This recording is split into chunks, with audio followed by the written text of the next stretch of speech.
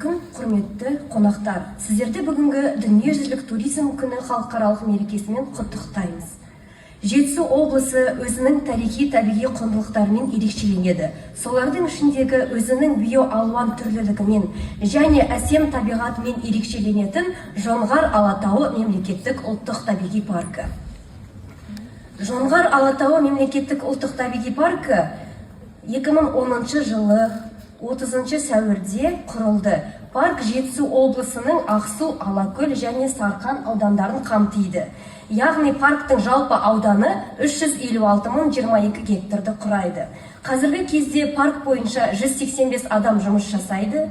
Негізінен біздің паркте 15 туристік маршрут орналасқан, солардың 13 туристік маршрут болса, 2 экологиялық, яғни соқпақтар орналасқан. Жоңғар Алатауы ұлттық табиғи паркі аумағының ресурстары